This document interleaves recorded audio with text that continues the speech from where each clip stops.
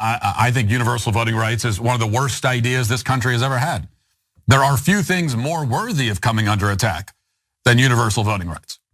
Voting ought to be a privilege reserved for those who are most competent and qualified. It's not a natural right.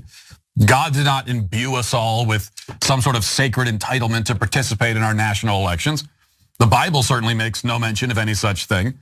So if it's not a natural right, which it emphatically is not, then it's a privilege that we grant, and it would be wise to consider a person's basic qualifications before granting it.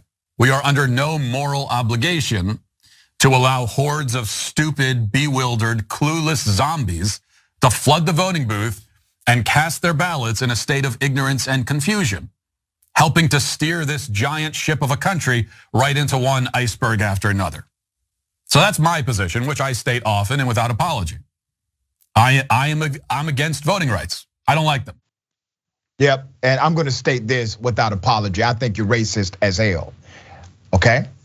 And let me explain to you why, Mr. Matt Walsh. You actually are being truthful about what you believe. I wish more Republicans would just say it the way you're saying it, because at least we can deal with them as they are without the trickery involved.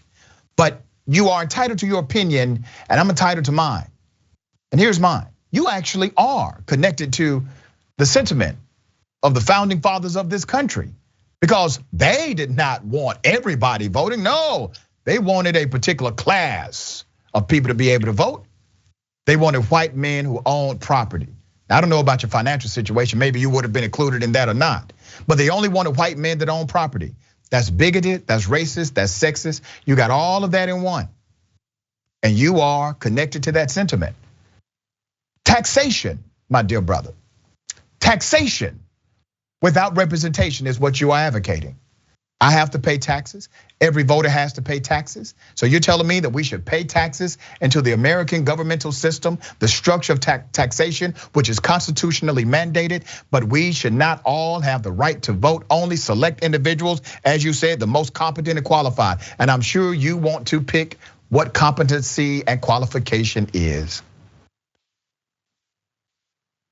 You're rooted in bigotry, racism, and classism. You rather pick the voters because you're scared of the voters picking the politicians. It frightens you, but we coming. Senator, thoughts? Yeah, we ain't going nowhere. Doc, you hit the nail on the head. I just got my little check. Yeah, he trying to take us all the way back. Yeah, that's how the framers set up the country in the first place.